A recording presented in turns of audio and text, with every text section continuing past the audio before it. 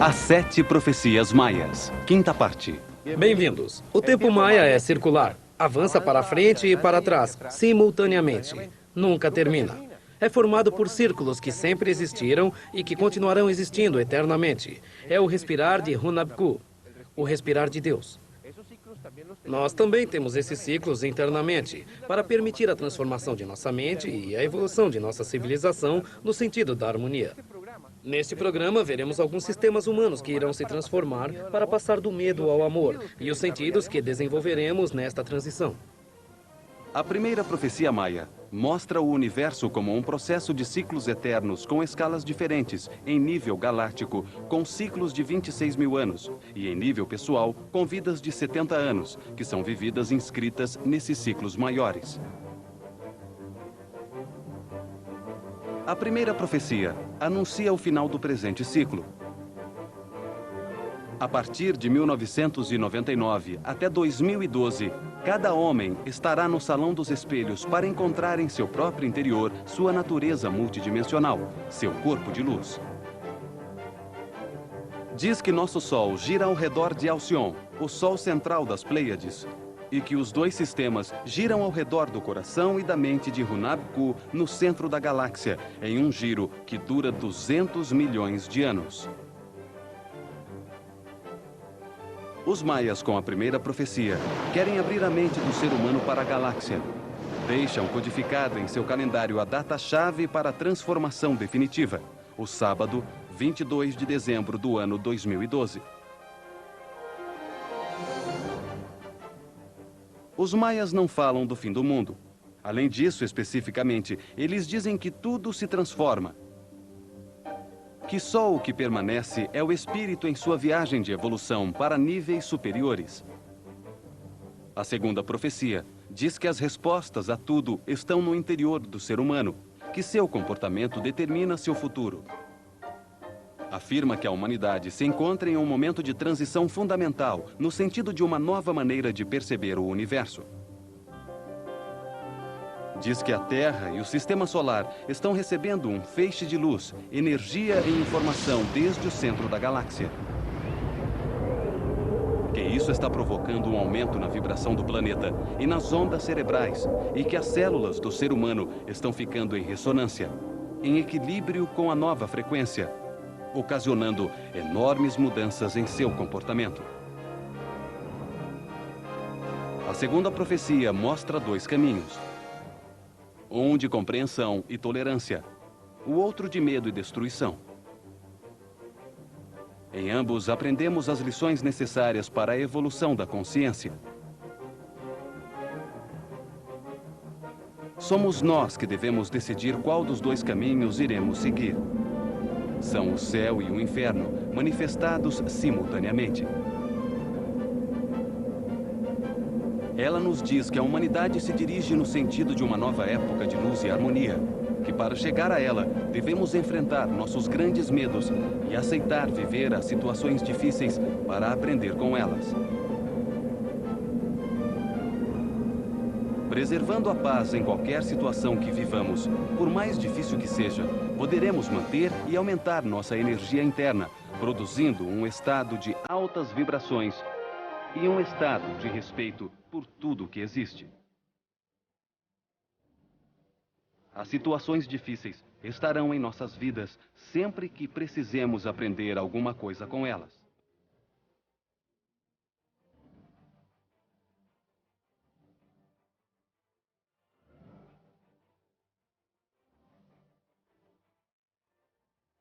A terceira profecia nos diz que devemos tomar a consciência de nossa influência no planeta para não continuarmos errando, provocando sua destruição, como tem acontecido ao longo da história.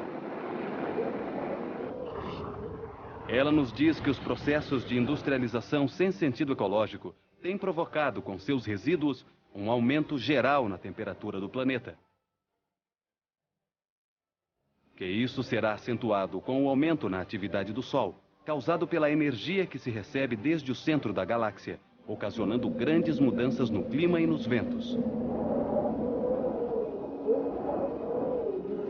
Serão redemoinhos de energia que limparão a superfície da Terra, representando a manifestação do inconformismo de nosso planeta e das energias elementares contidas em seu interior. A quarta profecia nos diz que o ser humano deve terminar com sua conduta depredadora, para sincronizar-se com os ritmos da natureza e ajustar-se às mudanças que levarão todo o universo a uma era de harmonia. Os maias nos dizem que as mudanças no clima produzirão o derretimento dos polos, permitindo assim que a Terra se limpe e floresça novamente, produzindo grandes mudanças na composição física dos continentes onde vivemos.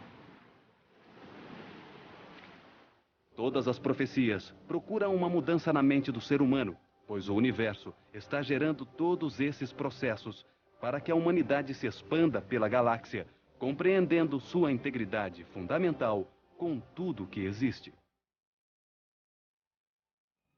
A quinta profecia diz que todos os sistemas baseados no medo, sobre os quais está fundamentada a nossa civilização, se transformarão simultaneamente com o planeta e com o ser humano, para dar lugar a uma nova realidade de harmonia. O ser humano está convencido de que o universo existe só para ele, que a humanidade é a única expressão de vida inteligente e, por isso, age como um depredador de tudo que existe. Os sistemas falharão para que o ser humano enfrente-se a si mesmo, para que ele veja a necessidade de reorganizar a sociedade e continuar no caminho da evolução, que nos levará a entender a criação. Examinemos o sistema econômico que regulamenta, quantifica e põe um preço nas relações no planeta. A economia do ser humano contemporâneo está orientada por princípios de agressão e defesa e é incompatível com um universo em harmonia. Os Estados Unidos basearam sua economia na força militar, com um crescimento central planificado que deu como resultado grande parte dos dispositivos tecnológicos que agora utilizamos. A propulsão a jato para o transporte aéreo, rede viária para o transporte veicular, os sistemas de computação e armazenamento de dados e comunicações, a biologia molecular e os sistemas nucleares de produção de energia, entre outros. Parece ser uma economia livre e sem planificação central, devido à concorrência de bens e serviços no mercado e à distribuição de artigos de consumo baseados na tecnologia. A antiga União Soviética, que também havia centrado sua economia em seu enorme poderio militar, assim como os Estados Unidos, tinha um grande problema. O poder político de um indivíduo dentro do sistema era enorme, comparado com o seu nível de riqueza. Os oficiais tinham grandes recursos enquanto estavam no poder. Mas, quando davam baixa, seu nível de vida se deteriorava significativamente. Para evitar essa ruptura econômica, os altos funcionários se corrompiam. Tudo isso gerou graves problemas para o governo em seu próprio seio, fragmentando a União Soviética em muitas nações independentes e transformando todo o seu sistema em um caos.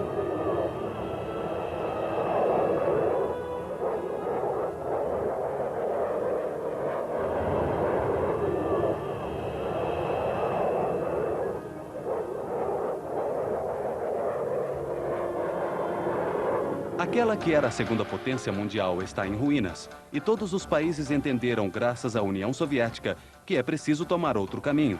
A China também concentrou sua economia em sua força militar. Inclusive, suas forças armadas produzem artigos de consumo e têm seus próprios canais de distribuição. Sua economia conseguiu evitar a crise financeira, porque não permitiu que sua moeda pudesse ser convertida livremente em dólares, colocando-a fora do alcance das especulações financeiras. O homem moderno está tentando aproveitar ao máximo seu dinheiro no menor tempo possível, sem se importar com o que deve fazer para consegui-lo ou quais serão suas repercussões sobre o bem-estar geral.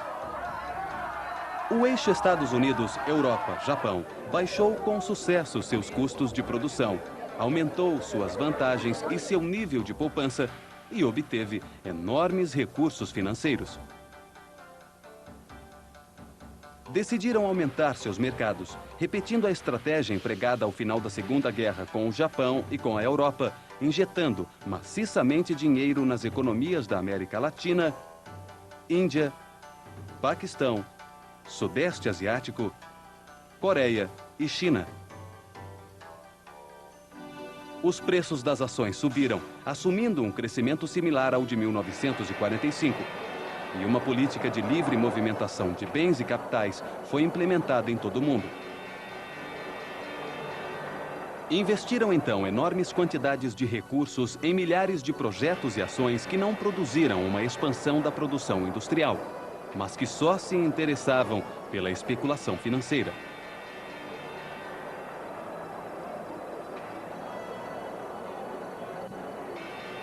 Neste momento, praticamente todas as economias do mundo estão em crise e foi desencadeada uma onda especulativa em todas as partes.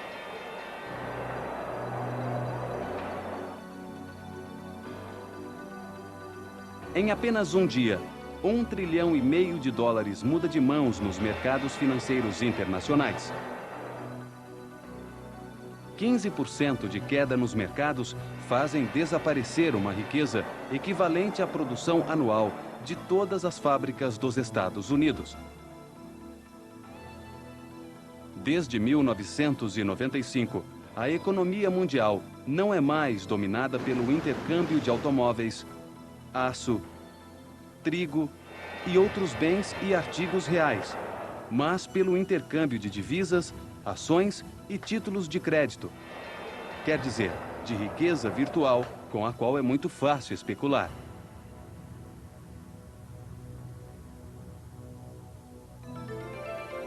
Há mais dinheiro do que nunca circulando entre os diferentes países, em busca da maior vantagem no menor tempo. Os mercados de capital estão sendo aglutinados em um único mercado global. A especulação financeira alterou todos os índices. A riqueza passou a ser virtual. Já não se investe para gerar indústria e bem-estar. A única coisa que importa são os resultados trimestrais. Há 140% a mais de dinheiro no mercado de capitais dos Estados Unidos do que o que está empregado na fabricação de bens. Um valor muito acima do ponto especulativo mais alto a que se chegou em 1929, antes da crise financeira. O índice industrial Dow Jones aumentou 4 vezes desde 1990.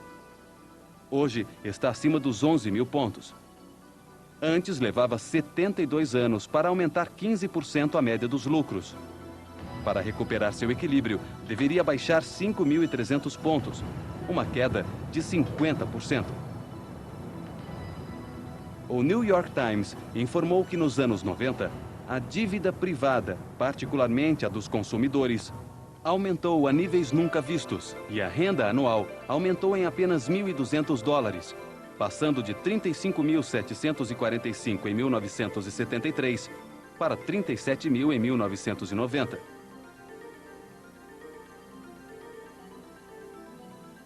A síndrome do cartão de crédito transformou-se em um mal comum.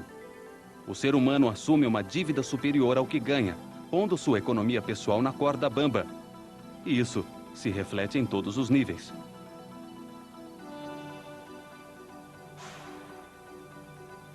A especulação em torno do capital financeiro levou a uma situação econômica muito mais delicada que a de 1929, antes da queda da Bolsa em 1930.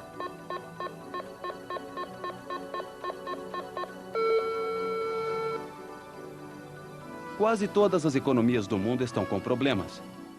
Especulação financeira e os salva-vidas governamentais com dinheiro de bancos que estão à beira da falência dificultam ainda mais todo esse processo. A quinta profecia maia diz que o dinheiro deixará de ser usado como meio de intercâmbio, e os sintomas que surgem desde diferentes partes do mundo parecem confirmar essa profecia. Ao longo de 1999, cientistas de todos os países suspeitaram que a delicada situação econômica poderia agravar-se com o problema dos computadores, conhecido como o bug do milênio.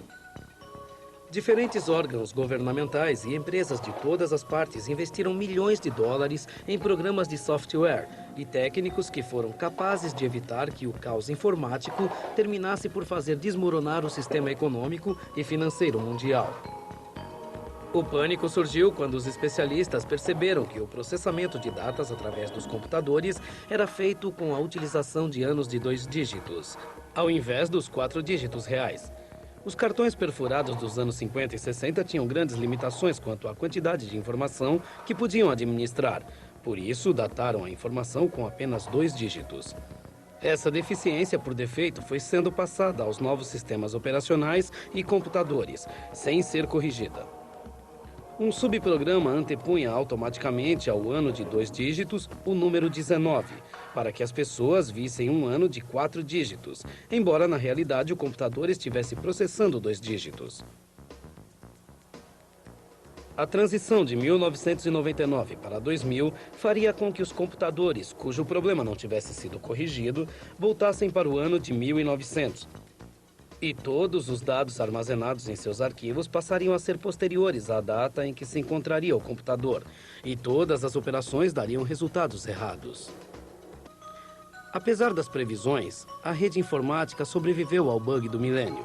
Aparentemente, o novo ano havia começado sem problemas, mas em poucos meses, um novo fato ameaçou pôr em xeque todo. Ao longo de 1999, cientistas de todos os países suspeitaram que a delicada situação econômica poderia agravar-se com o problema dos computadores, conhecido como o bug do milênio. Diferentes órgãos governamentais e empresas de todas as partes investiram milhões de dólares em programas de software e técnicos que foram capazes de evitar que o caos informático terminasse por fazer desmoronar o sistema econômico e financeiro mundial. O pânico surgiu quando os especialistas perceberam que o processamento de datas através dos computadores era feito com a utilização de anos de 2 dígitos, ao invés dos 4 dígitos reais. Os cartões perfurados dos anos 50 e 60 tinham grandes limitações quanto à quantidade de informação que podiam administrar. Por isso, dataram a informação com apenas 2 dígitos. Essa deficiência, por defeito, foi sendo passada aos novos sistemas operacionais e computadores, sem ser corrigida. Um subprograma antepunha automaticamente ao ano de 2 dígitos o número 19, para que as pessoas vissem um ano de 4 dígitos, embora na realidade o computador estivesse processando 2 dígitos. A transição de 1999 para 2000 faria com que os computadores, cujo problema não tivesse sido corrigido, voltassem para o ano de 1900. E todos os dados armazenados em seus arquivos passariam a ser posteriores à data em que se encontraria o computador, e todas as operações dariam resultados errados. Apesar das previsões, a rede informática sobreviveu ao bug do milênio.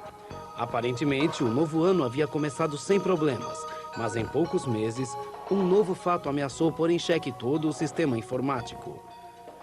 Novos vírus se propagaram em todo o mundo e afetaram os sistemas operacionais de centenas de milhares de máquinas, paralisando a atividade de uma enorme quantidade de empresas durante semanas.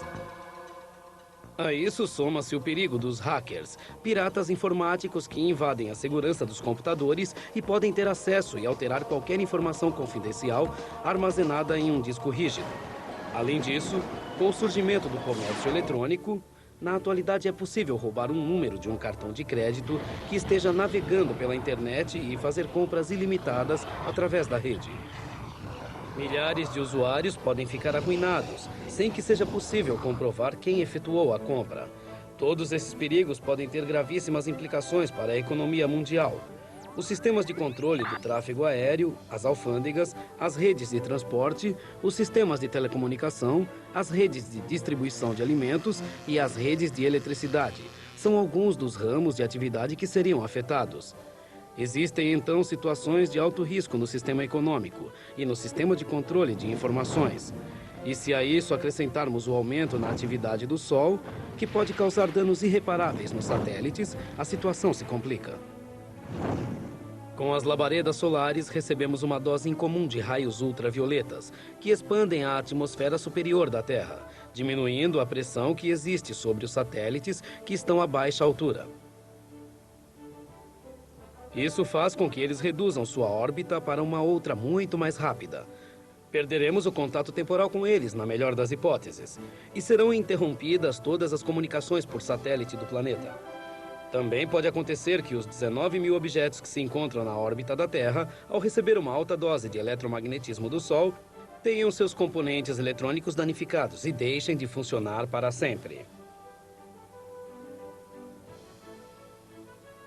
Ao afetar-se a ionosfera pelas extraordinárias emissões solares, produzem-se alterações em todas as comunicações de rádio e televisão, porque é nessa camada da atmosfera onde são transmitidas e refletidas as diferentes frequências. Portanto, a economia e as comunicações são sistemas muito frágeis e interconectados com todos os outros. A rede elétrica é especialmente sensível às labaredas solares, como ocorreu durante 9 horas em todo o Quebec, no Canadá, em 1989. O sistema de eletricidade é a coluna vertebral de nossas sociedades contemporâneas. Se um falhar, falharão um atrás do outro, como pedras de dominó derrubando consecutivamente todos os outros sistemas. Dizem que um sistema é tão forte quanto o mais fraco de seus componentes ou elos. Imaginemos como reagiria a nossa sociedade a todos esses acontecimentos simultâneos. A comida começaria a ficar escassa. As comunicações seriam impossíveis. O tráfico enlouqueceria em todas as cidades. A economia ficaria paralisada.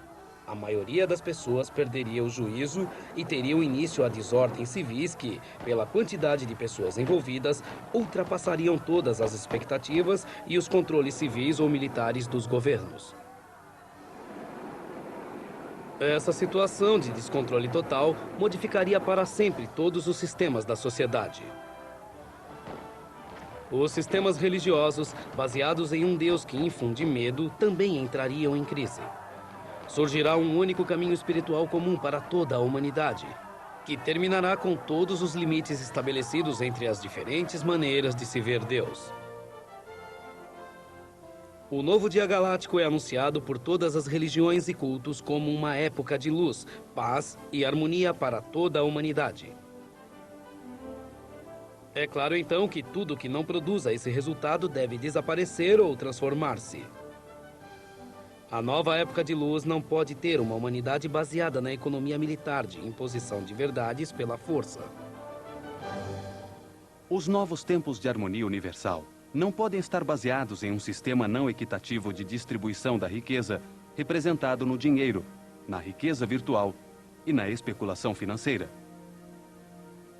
O amanhecer da galáxia deve basear-se no profundo respeito de uns pelos outros e no reconhecimento de tudo que existe como outra parte de cada um. Para isso, não são necessários aparatos repressivos. A nova humanidade não precisará de sistemas tecnológicos de comunicações existentes, porque o ser humano estará conectado mentalmente e a violência deixará de existir.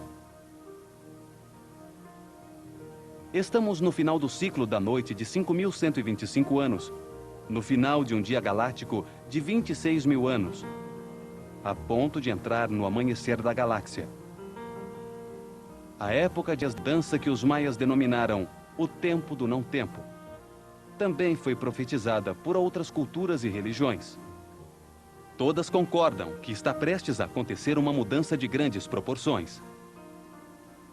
Para os budistas, aproximadamente no ano 500 a.C., Buda iniciou o movimento A Roda do Dharma e, ao fazê-lo, disse que ela daria 5 voltas e que cada uma duraria 500 anos. Que no final do último giro, aproximadamente nesta época, haveria um período de caos que conduziria a uma nova fase na evolução da consciência e a mudanças sem precedentes no ser humano. Os índios da tribo Hopi têm uma pedra entalhada de 2.000 anos localizada em Mesa Negra, Arizona. Nela se mostram 2 caminhos que levam ao grande espírito. O primeiro material, tecnológico, da raça branca. O segundo espiritual, verdadeiro, dos Hopis.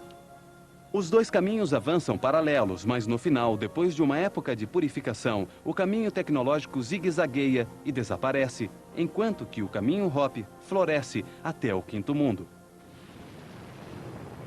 Seus sacerdotes viram o final deste quarto mundo através do fogo, depois de cumpridos os seguintes indícios: caminhos de metal com cavalos de aço, partes da lua que seriam trazidos para a terra e a construção, por parte do ser humano, de uma casa que flutuaria no céu. A Casa no Céu foi a estação Mir soviética, que teve de ser abandonada porque tinha altas possibilidades de estatelar-se sobre a Terra e ocasionar uma catástrofe. O ser humano encontra-se totalmente desligado da natureza. Isso pode ser constatado na maneira com que medimos o tempo e a tecnologia que temos ao nosso redor. Ondas de rádio, micro-ondas, telefones, televisão e todo tipo de frequências eletromagnéticas estão nos isolando da vibração fundamental da Terra. E os acontecimentos estranhos são cada vez mais frequentes em nosso planeta. Outro dos fenômenos estranhos que surgiram ultimamente é o aparecimento na Inglaterra e em outras partes do mundo de mais de 3.000 formas geométricas espontâneas que se formam nos campos cultivados. A respeito dessas formas geométricas, apareceu na televisão há alguns anos, em um programa, dois ingleses, chamados Doug e Dave, que afirmaram que eles o haviam feito para chamar a atenção de todo o mundo. Essa informação fez com que não fosse levado a sério o aparecimento dessas formas geométricas. No entanto, elas continuaram aparecendo cada vez mais intensamente. Desde abril de 1999, o fenômeno parece ter disparado. E agora aparece em 3 ou 4 locais em diferentes países, simultaneamente a cada noite. Inclusive dentro de áreas militares restritas, onde ninguém pode entrar à vontade. Existem organizações dedicadas exclusivamente à investigação dos fenômenos, com páginas na internet dedicadas à sua divulgação. Além disso, o curioso é que em diferentes lugares onde as formas geométricas apareceram no ano passado, agora voltam a aparecer exatamente iguais, mas com a imagem negativa. Isto é, onde antes as plantas estavam inclinadas, agora crescem eretas e vice-versa. Estudos científicos descobriram que todas as espigas ou plantas que formavam o desenho não morrem. Pelo contrário, produzem até 40% a mais que as não inclinadas. Outra coisa bastante curiosa é que aparecem ao redor de locais sagrados e significativos, como Stonehenge, Glastonbury e Avebury. Porém, o que mais chama a atenção é que as formas geométricas têm medidas que se ajustam exatamente às proporções que se encontram nos intervalos perfeitos da escala maior musical, a música das esferas. É bastante improvável que a proporção diatônica seja obtida por casualidade. É possível que a natureza esteja se manifestando de formas incompreensíveis para nós. Definitivamente alguma coisa está acontecendo. A transformação do mundo começa com uma mudança da mentalidade de cada um de nós, tomando consciência do que acontece ao redor e em nosso próprio interior. Só assim essa mudança será possível. Os donos do... O jogo da bola se chamava em maia Pok-ta-Pok, pelos sons que a bola produzia em seu rebote pelas paredes do campo. O campo de jogo era um templo onde se realizava uma atividade sagrada para pedir a aparição da chuva. Ali eram seguidos os movimentos do sol, representado por uma bola de borracha.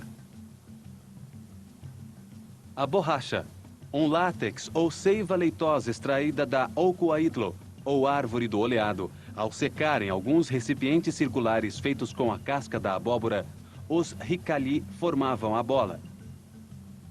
A borracha era um material sagrado para os maias. Representava o sangue da natureza, por sua elasticidade e seu movimento palpitante.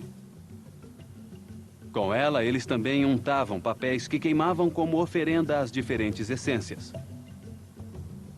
A chuva, ao vento, a Mãe Terra e, sobretudo, a Kinik Ahau, o sol que nos dá a vida. No jogo, se pedia pela frutificação da natureza, que só podia acontecer com a chuva que trazia Shak, a essência da chuva. A superfície do jogo tinha forma de H, e em seu centro havia 2 muros em forma de talude, onde a bola rebatia e voltava para os jogadores no centro e nas extremidades do campo. Em Chichén Itzá, o campo de jogo de bola era cerimonial. Por isso, seu tamanho é gigantesco. Mede 170 metros por 35. E era orientado também em posição 17 graus noroeste, como a pirâmide Kukulkan. No centro dos muros laterais, há alguns baixo-relevos em pedra. São 13 personagens em pé. Representam os 13 movimentos diários que o Sol realiza desde que nasce até quando se esconde. No centro, há um personagem sem cabeça, e de seu pescoço saem 7 cascavéis. Isso simbolizava o momento em que mais fortemente se recebe a energia do Sol, ao meio-dia, nos 7 pontos que ligam o ser humano com o céu. Os chakras. Os maias sabiam que esses pontos estavam ligados à coluna vertebral, pela qual essas energias se moviam, e que eles viam também com a forma de uma serpente, o Kundalini hindu. Nesses pontos, encontram-se os sistemas glandulares que transformam as energias sutis do universo nas substâncias que os órgãos do corpo necessitam para funcionar adequadamente. O personagem também tem um ramo de flores e frutos, que representam a vida e a fertilidade obtidas do Sol. Em sua mão esquerda, ele leva sua própria cabeça, representando assim o domínio da mente e do ego. Uma passagem necessária para se transcender. Chegaram a dizer, por esse baixo relevo, que os maias cortavam as cabeças dos jogadores que perdiam. Nada mais infundado em uma civilização baseada no amor. Algumas pessoas simplesmente não entenderam o seu significado real. O mesmo acontece com outros baixo-relevos que mostram um homem com o braço levantado, com um coração na mão, dirigindo-se a Hunab Ku. Essas imagens devem ser interpretadas como símbolos, como parábolas, como uma representação de sua relação com Deus. Não é por acaso o coração de Jesus um símbolo similar? Poderia uma civilização futura conjecturar por essa imagem mal compreendida que os católicos arrancavam o coração, o envolviam em espinhos e depois ateavam fogo nele em missas de sacrifício? O campo de jogo de bola em Chichén Itzá era um gigantesco templo, onde se realizavam cerimônias para seguir e confirmar os movimentos do Sol contra suas paredes laterais. Todas as cidades maias também tinham seu campo de jogo de bola, mas seu tamanho era mais próximo ao de uma quadra de basquete, com a escala adequada para 6 a 8 jogadores. Os adversários tinham um cinto de couro de cervo, o maxtle, para proteger os quadris. Também usavam luvas de couro e protetores no antebraço e no joelho esquerdo. A bola era posta em movimento com uma saída similar à do vôlei atual. E os jogadores contrários podiam devolvê-la com os quadris, com as coxas e com os antebraços. O objetivo do jogo era manter a bola em movimento permanente, enquanto se marcavam pontos contra a outra equipe. Ganhava-se um ponto quando a bola ultrapassava a quadra em um dos extremos do campo contrário. Ganhava-se o jogo quando a bola era encestada em um aro de pedra ou madeira que existia em ambos os lados do espaço central. O aro representava a abertura na terra, que servia ao Sol para descender ao chamado inframundo e ressurgir dele. Quando o aro era transpassado com sucesso pela bola de borracha, isso simbolizava o momento em que o Sol se punha, terminando o jogo imediatamente. Nesse momento, os espectadores que torciam pela equipe contrária deviam entregar suas mantas de algodão aos espectadores que torciam pelos vencedores. Realizava-se então uma grande festa que durava vários dias. Se quisermos viver uma nova era de harmonia, a primeira tarefa é aprender a ter um bom relacionamento com os outros. Sentir e reconhecer a cada dia os ciclos da natureza, do Sol e da Lua. abrir a mente para a nova informação e para a galáxia, intuir a realidade além dos sentidos e não nos limitarmos pelos conceitos do tempo e do espaço. Os maias sabiam que a matéria é indestrutível. Ela se organiza e se desorganiza eternamente, isto é, ela se transforma. Quando o espírito sai dela, ela se desorganiza. Ela se une e se organiza de acordo com os códigos genéticos de origem divina. Quando o espírito que a anima entra na matéria. Para os maias, o corpo físico, a matéria, ou Idiu-Liu, é só uma massa de energia densificada, matéria indestrutível, eterna, que só muda permanentemente. O corpo só se organiza graças ao que nós chamamos agora de DNA, ou ácido desoxirribonucleico, que eles viam como uma informação codificada originada em Hunabku, em Deus. Chamavam de Ol, o ego, a personalidade que se dissolve depois de cada reencarnação. Para eles, Ol é a consciência temporal do ser humano, o eu. Existe desde que o ser nasce até a sua morte. É o resultado das convicções acumuladas pelas experiências da vida, que se arquivam na mente. É o que define o comportamento das pessoas, suas emoções e seus sofrimentos. Eles viam essa consciência na mente e a localizavam na parte superior do crânio, que na língua maia chamava-se Buknoniu Buklen. Significa manto grande e luminoso. É onde reside a inteligência, a destreza, a habilidade, a capacidade, a lucidez. É de onde sai a luz e a pessoa se veste de resplendor.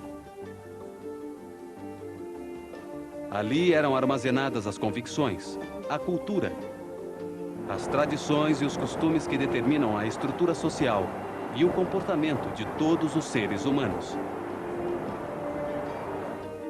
Sua capacidade de aprendizagem é diferente para todos os seres humanos, já que depende de sua potencialidade genética, da herança de seus antepassados e dos efeitos de seu trajeto para outras vidas, de seu karma. Entende-se karma como o destino traçado pelas experiências que o ser humano deve viver para completar seu aprendizado nesta vida. É a parte difícil do que vivemos. Eles acreditavam que o Ol, o ego, ou a mente, estavam em uma dimensão mais acima da terceira dimensão, onde se encontra nosso corpo físico. Para os maias, a matéria se organiza, se tece no tempo graças à informação divina, para conter em seu interior o ser humano, cujo propósito é servir de veículo de evolução para o espírito.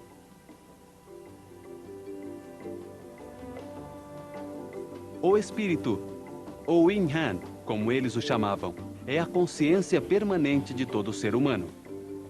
Existe antes de encarnar-se em um corpo e permanece depois de sua morte física. O espírito é o que realmente evolui para a perfeição. Cada vida aumenta com suas experiências vividas, com seu Ol, com seu ego. A personalidade é que gera o processo de evolução durante cada vida. O espírito é a consciência permanente. Não se desorganiza, nem se perde nunca. Só aumenta sua compreensão sobre a criação, com as experiências vividas pelas diferentes personalidades em suas sucessivas reencarnações. Esta parte do ser está em uma dimensão ainda mais alta que a da mente. É ela que permite ou determina a mudança das civilizações, das estruturas sociais, das mudanças de comportamento quando a mente evolui. Assim, passamos da monarquia absolutista para a democracia que vivemos. Assim, passaremos a escolher nossos governantes não pela quantidade de votos, mas por sua sabedoria evidente. Os maias diziam que o Ol, a personalidade de cada ser humano, é submetida a influências simultâneas de fontes variadas e de mundos diversos. Influências energéticas do Sol, da Lua, dos planetas. Influências das estrelas que recebemos simultaneamente, só que com o predomínio de uma sobre as outras, segundo o momento, e que ativam 7 pontos de contato do ser humano com o universo. O controle energético consciente da energia interior, captada pelos 7 chakras, produz fenômenos psíquicos e físicos, que até hoje ainda não foram explicados cientificamente. Eles acreditavam que a energia sagrada que se cria pela abertura espiritual ativa o hipotálamo e as glândulas pituitária e pineal, ampliando o espectro de percepção de nossa mente. A ativação destas glândulas adverte o organismo que ele deve pôr para funcionar uma parte de nosso código genético que não costumamos utilizar. Só utilizamos 20 aminoácidos dos 64 que temos instalados. Os maias acreditavam que isso permitia que todos os seres humanos se conectassem desde sua própria mente individual com a mente do Sol e, através dele, com a mente universal, com Hunabku, no centro da galáxia. Praticaram a transferência remota e espontânea de informação entre os Shilamis, os sacerdotes do Sol. Infinito, esotérico e oculto. Está comprovado que existem formas energéticas geradas pelo organismo humano, que são percebidas por outros seres humanos, ou registradas quando acontece o movimento de objetos inanimados. Todos nós já passamos por uma sensação de que o que estamos fazendo em um determinado momento já havíamos feito em um tempo passado, ou em outro local. Isso nos mostra uma realidade diferente da presente, porém igualmente válida. Existem algumas formas energéticas já conhecidas pelos cientistas, como a radiação eletromagnética, a radiação ultravioleta do núcleo pelas células, a radiação térmica do corpo ou as voltagens registradas nas células da pele. Hoje já comprovamos a existência da telepatia ou da transferência de informação entre seres humanos por meios diferentes dos normais de voz ou gestos. Um ser humano transmite ou induz a informação a outro que a percebe. Os Shilamis maias realizavam suas curas energéticas, transformando-se em transformadores da energia do Sol ou dos elementos. Os maias acreditaram que a causa principal das enfermidades estava relacionada com o equilíbrio dos fluidos do sangue, do ácido úrico. Acreditavam que as substâncias tóxicas deste ácido sofriam a influência da Lua. Descobriram que sua eliminação segue os ritmos das fases da Lua. Na Lua nova, o sangue tem muito pouco ácido úrico. Na Lua cheia, ele tende a cristalizar-se e envenena o sangue. Eles utilizavam a influência magnética da Lua para curar. Durante a lua crescente, retiravam a seiva de sua árvore sagrada, que eles chamavam de Ziman Shen, e com ela faziam tábuas.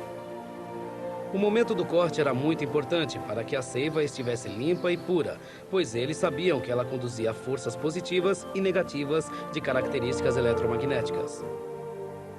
Deixavam a tábua sobre a terra, na direção norte-sul, exposta à luz durante um mês lunar, magnetizando-a. Sobre ela deitava o paciente. Quando queriam tirar fluidos tóxicos do organismo, colocavam sua cabeça na direção sul. Quando queriam atrair as energias para o interior do corpo, colocavam a cabeça na direção norte. A psicocinese é a capacidade do ser humano em gerar energia ou de usar a que tem ao seu redor para movimentar objetos à distância no espaço.